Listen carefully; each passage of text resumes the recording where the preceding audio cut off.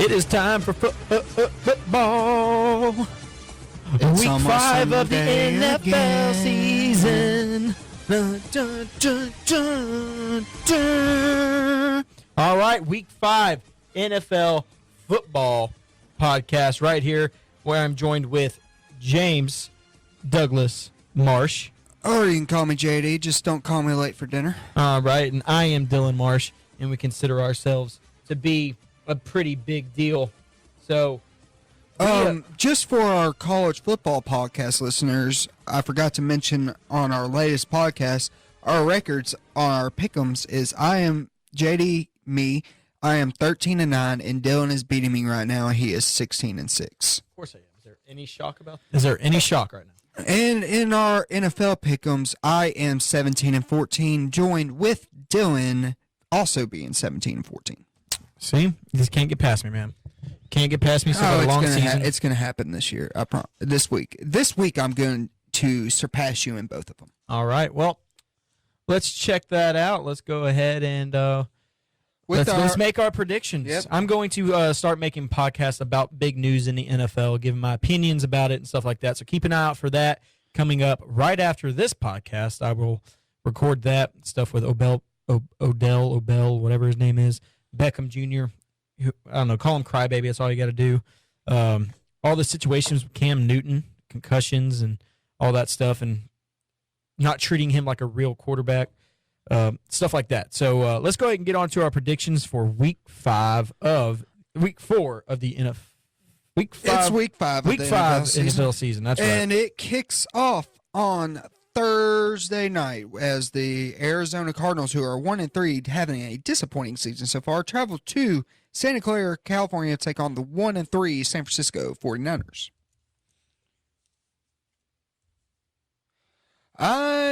Divisional matchup, I am just going to go ahead and throw it out there. I think Arizona's going to win this game. I think the 49ers defense is terrible. I think they just played up to expectations with this being a new team coming into this league with LA. I thought the 49ers played well that first game. And with Navarro Bowman now out for the year, I think that defense is just going to fall apart even more. And I think Larry Fitzgerald and Carson Palmer are going to hook up for a huge night and give me the Cardinals to win this ballgame. All right. So, with that being said, let's go ahead and get this in there. Okay. All right. Give me the 49ers because Carson Palmer's most likely out with a concussion that happened last week. And I think it's... Did not know that. Sorry, folks.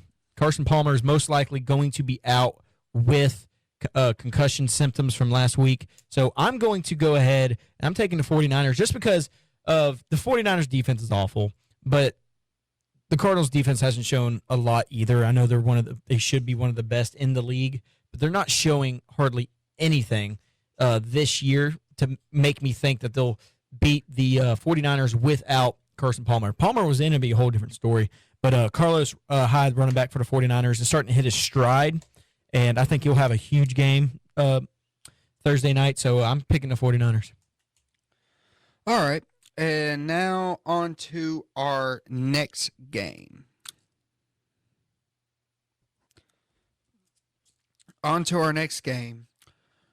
Coming off a very disappointing loss and really close to my heart. The New England Patriots, matter of fact, will I say the Brady back Patriots. Because Tom Brady comes back. Travel to Cleveland, Ohio at First Energy Stadium to take on the pitiful Browns, who are 0-4. Dylan, I'll let you go first. Patriots. Even without Brady, Patriots. That's all you got to say? That's all I got to say. But I will say this. I despise the Patriots.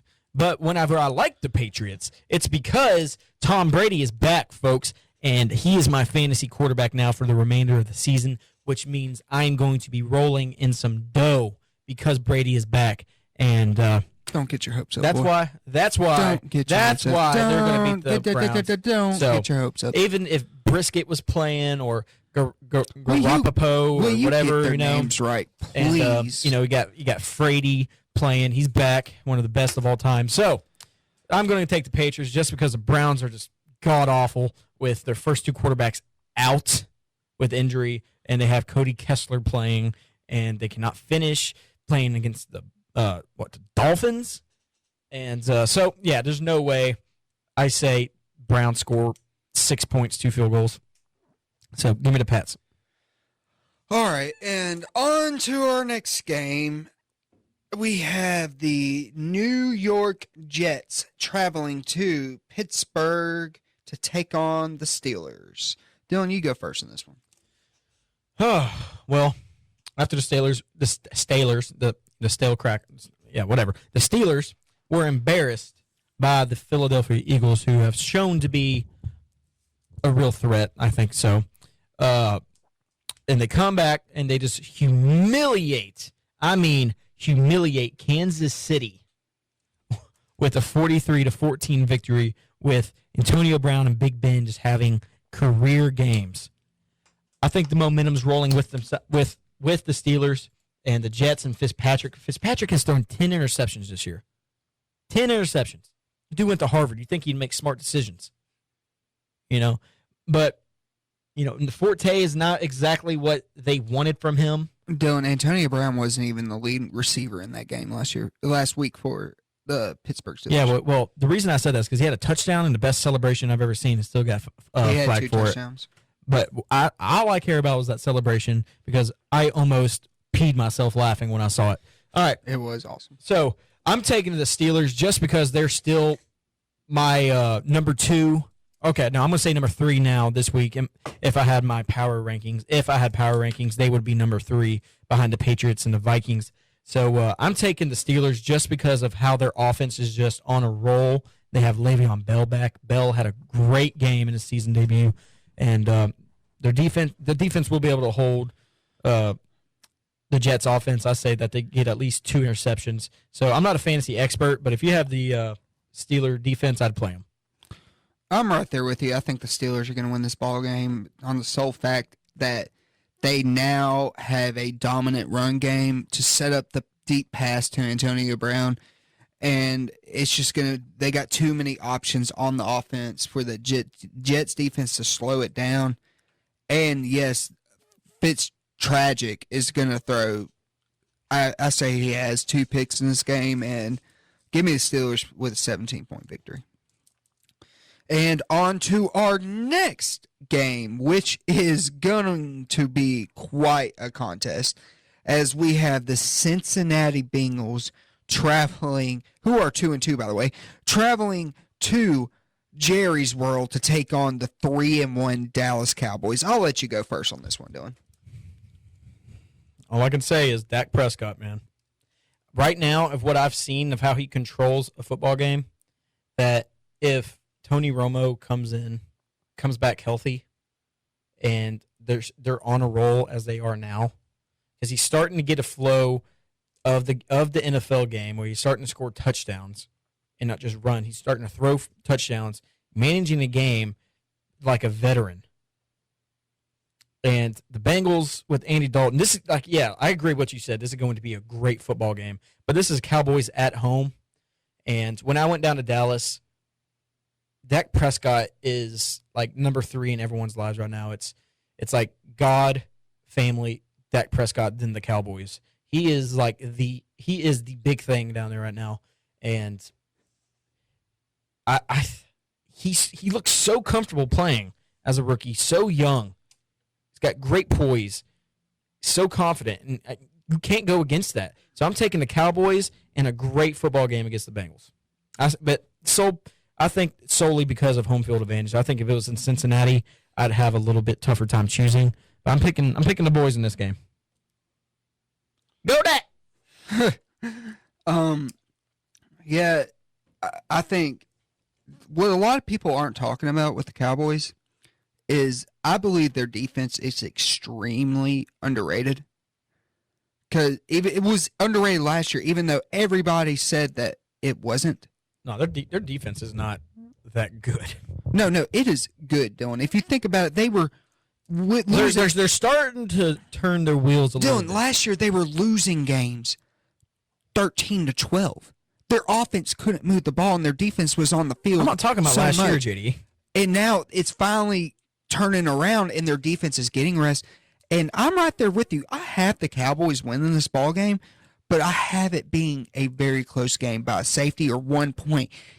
Because I believe I'm right there with you. Dak can. It's amazing the poise he shows in the pocket from a rookie. I'm looking at him and I'm seeing another Brady back there with the poise he has and the decision making.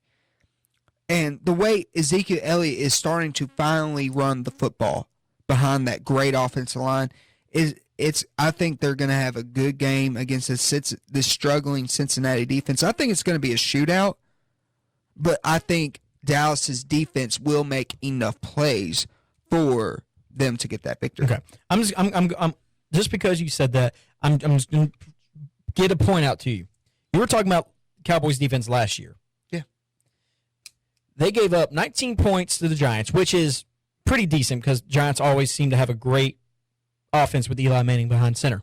But then they gave up 23 points to Kirk Cousins and the Redskins, where the whole team is turning their back on their quarterback, Kirk Cousins, and a team that does not play well as a team. They gave up 23 points, and they gave up 17 points to Chicago. Doesn't sound like a lot, but they had Brian Hoyer at quarterback, and Brian Hoyer had a great game, 30 for 49, 317 yards, and 2 touchdowns. So if you let Brian Hoyer do that to you, they didn't let him score. Their red zone was great, but what killed the Bears in that game were turnovers. They had 2 fumbles and an interception. And then last week they go and play San Francisco, and that's 17 points right there, given up with Blaine Gabbert and Carlos Hyde. I will say, the pros. They're going to score at least 17 points a game. I'm just saying, Cowboys defense is not exactly what you think it is, but I think it's just last year that everything fell on them to where they had to make those stops. This year, it's not the same. They have a decent quarterback. All right, next one. All right. I feel the tension between us now. We have the undefeated 3-0 Philadelphia Eagles traveling to Detroit to take on the 1-3 Lions. I'll go first in this one. The Eagles defense is playing phenomenal right now, and Carson Wentz, just like Dak Prescott, is showing a lot of poise, making great decisions. And I'm going to go with the Eagles on this one, just on the sole fact of how well their defense is playing. And I believe that their offense with Carson Wentz is going to be able to move the ball down the field against that Detroit defense and make some big plays and get out of there with a victory. Look at me. Look at me in my eyes. I'm talking to you. I'm taking the Lions. I think Lions are going to hand the Eagles their first loss because it's at home. Stafford's going to put up 60 attempts, and at least 3 of them are going to land in the end zone, I'm sure. So I'm gonna say that the Lions seem to be the team that always upset good teams at home. It's how it's usually been in the past. So I'm going to take the Lions because this is a big game for both teams. Eagles trying to stay perfect. Carson Wentz going on the road. I know they don't have Ndamukong Suh anymore. The Lions defense isn't that great, but I just have a gut feeling. I'm going with the Lions because of Stafford and also because of Theo Riddick. I think he'll have a great game against this Eagle defense who struggles a little bit with dual threat, I guess, running backs who can catch, the football. So I'm going with the Lions on this one. All right, and on to our next game. We have the Chicago Bears traveling to Indianapolis, Indiana, to take on the Colts. What did I do? Microphone came out. Oh, God. Okay, we're good. All right, don't go. Oh, okay, no, who is it again? The Bears and Colts. The Bears versus the Colts. Okay, well, as you heard me rant about the Bears earlier, how awful I think they are, I'm going to take the Colts just solely because they have Andrew Luck. And I don't think Andrew Luck is going to, I guess you can say, cluster against this Bears defense. I'm going to go with Andrew Luck controlling the game. It's going to be a very low-scoring game.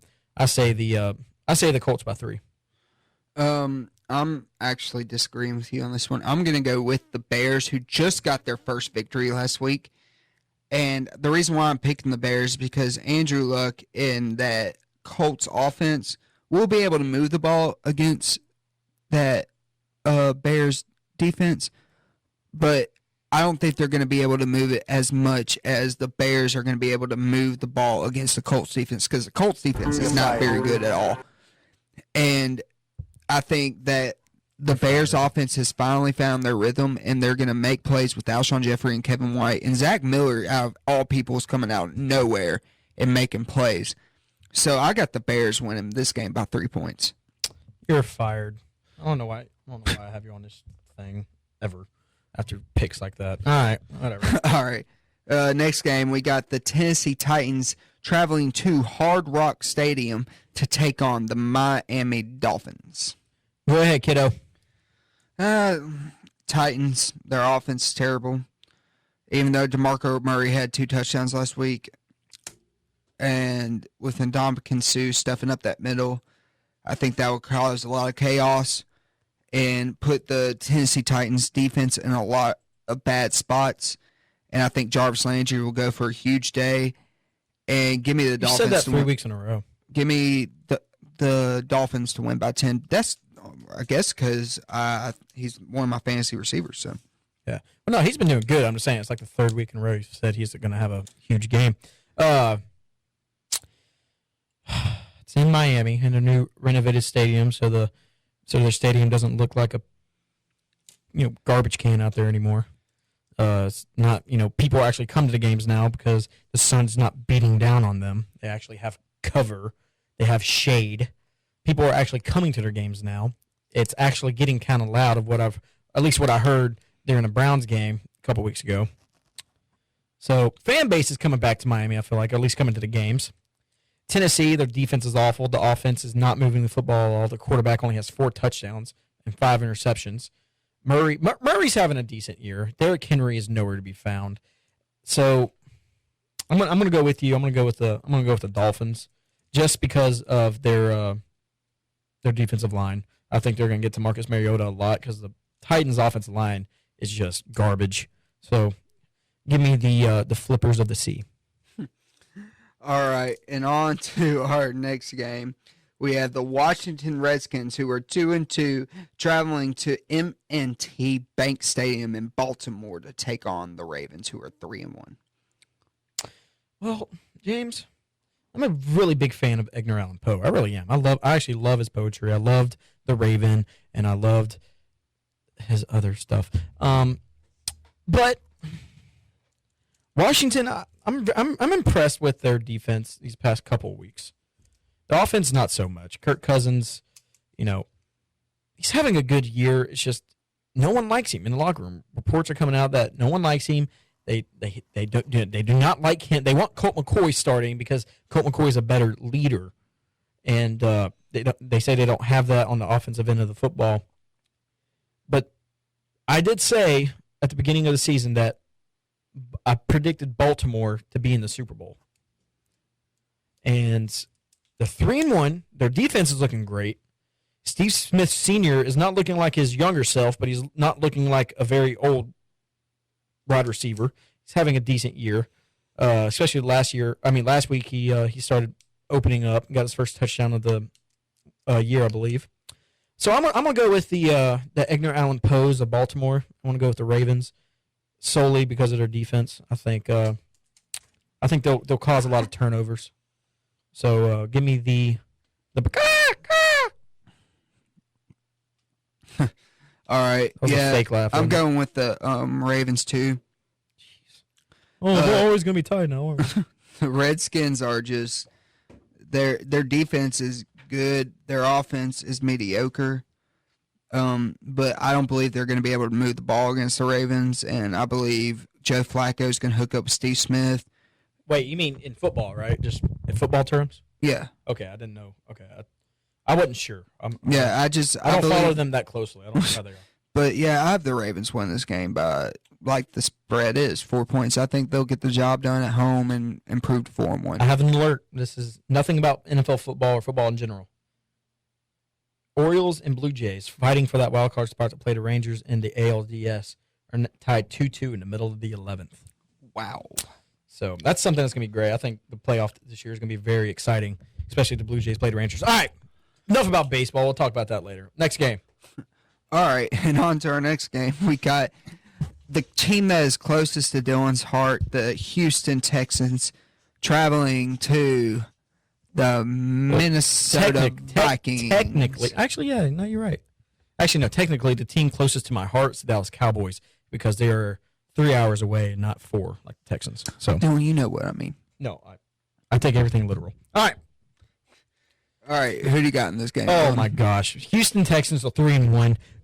Brock Osweiler. Okay, I'm about to rant. We're 3-1, but we do not deserve to be 3-1. Brock Osweiler does not deserve that huge $40 million guaranteed contract. He is playing average at best. 90 for 146. Cricket sounds right there. 949 yards, 5 touchdowns, and 6 interceptions. This dude is being mediocre, not living up to the contract that the Texans gave him, which I was excited they signed him because we had a decent quarterback. But when I saw what we gave up for it, I was not excited at all. But Lamar Miller, I think, is the reason he's balancing out that offense to help us get these wins. He doesn't have a touchdown yet, but he's rushed for 351 yards. And then Will Fuller, the rookie sensation, is having a better year than DeAndre Hopkins. DeAndre Hopkins had 1 reception for 4 yards last week. But Minnesota, the Vikings, my God, where have they come from? They lose their starting quarterback, one of the best running backs in the league, and their left tackle, and they are in the top 2 best teams in the NFL. Their defense is, I've heard people say that it's an iconic defense. No. Back whenever they're the purple people eaters, whatever they called, that's an iconic defense. They got to keep this defense going for years to be iconic. But this is easily the best defense in the NFL right now. Their pass defense is amazing. So, kills me to say this. I'm going with the Vikings because it's in Minnesota and because the pass defense, the pass rush defense, they're going to get to Osweiler. They're going to tear up that Texans offensive line. And Sam Bradford he looks just perfect in that offense. So I'm going with the Minnesota Vikings. It breaks my heart to say it. Come on, Texans, pull it out. But can't go against the Vikings right now. Yeah, the Vikings defense is just swarming to the ball. The thing is that their defense plays almost mistake-free. Mm-hmm. And then Sam Bradford comes in there and runs an up-tempo when they get closer to the red zone, and then he slows it down to kill the clock. Mm-hmm. So, yeah, I'm going to go with the Vikings, too. They're just so good at home right now. And the Texans are dreadful on the road. On the road. As their only loss has come on the road. Exactly.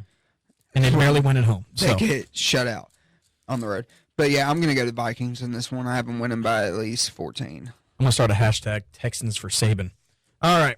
All right, on to our next game, which is a very intriguing game as we have the 3-1 Falcons who are 2-0 on the road, traveling to Denver to take on the 4-0 Broncos who are also 2-0 at home. Who do you have in this one, Dylan? I'm going to go with the Falcons. I think I'm going to go with the Falcons because of, not because, yes, they played the Panthers and Julio Jones had 300 yards last week. And Julio Jones, I think that was a breakout game for him this season. He only had 188 yards the first 3 games. And now he had 300 yards, and now he's at 488 yards on the year with 3 touchdowns. But in my eyes right now, the MVP is Matt Ryan. Because, he played the Saints, but he lit up the Saints defense. Their defense is probably the worst in the league. I mean, you could light up the Saints defense, Dylan. I don't know. I'm pretty slow. But Freeman is having not a good fantasy year like everyone wants him to have, but he's having a decent year to stabilize that offense to keep it balanced. But Matt Ryan is just lighting up every defense he plays. 101 for 140, 1,400 yards, 11 touchdowns, and only 2 picks. And yes, this Denver defense is iconic. I will say that they are iconic because last year they won the Super Bowl solely on their defense because they hardly had any offense. But they did have Peyton Manning, the greatest game manager of all time. But they don't have him anymore. They have Trevor Siemian. And, the Falcons. Do you see who the Falcons just signed on? No. A.J. Hawk. He left the pack? Yeah. What? After he cut his hair, I kind of stopped caring about him. DeMarcus Ware is not playing for the Broncos. The offensive tackle, Donald Stevenson's not playing. Their kicker is questionable. Trevor Siemian is also questionable because he hurt his throwing shoulder last week. So I think the injuries are going to cause them to lose just because, Paxton Lynch is going to play, but yet he looks like he was the better quarterback after Siemian got hurt. He had a heck of a fourth quarter, I guess you could say, with the Broncos last week. But I'm giving the Falcons I think Matty Ice. I actually hate that nickname. I don't know why I called him that. Matt Ryan. I think he's going to lead the Falcons to hand Broncos their first loss. I am disagreeing with you on this one, Dylan. I am going with the Broncos on the sole fact that their defense is going to make, as you said, Matty Ice force mistakes. He's going to be trying to get the ball to Julio, and those 3 cornerbacks between Harris, Talib. Say it with your chest. Come on, sound more confident.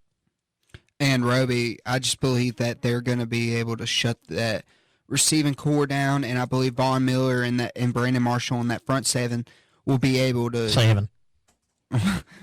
shut down the run game between Devontae Freeman and Tevin Coleman, and it's just so hard to win at Mile High Stadium, as you can see last year when the Patriots went up there and lost in the AFC Championship game. So give me the Broncos. And on to our next game. We have the Buffalo Bills traveling to Los Angeles to take on the Rams. I'm still not used to that. Who you got, Noel? Well, first off, I feel like, I know you want to go back to the old times and be the Los Angeles Rams, but when he changed cities, I thought you changed names too. I thought they're going to be like the Los Angeles Starlets or the Los Angeles Kardashians or something. I don't know. I felt like they should have changed from the Rams because there are no Rams in Los Angeles.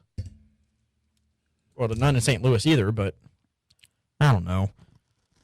Why doesn't Dodge sponsor them? Why is it not Dodge Stadium? That's what they should be. I don't Dodge know. Stadium. Why don't you just make your pick? Of course, I'm going with the Bills because they murdered the beloved Patriots last week.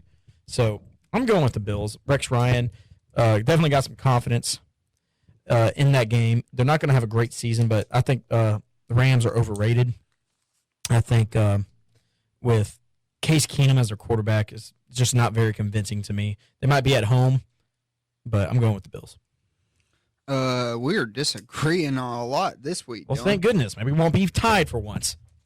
I'm going with the Rams because after that meltdown in Santa Clara against the 49ers week 1, they have bounced back with a huge win, 3 huge wins, 2 of them against division opponents, one against the Seahawks at home, on the road at the Buccaneers, and on the road at the Cardinals.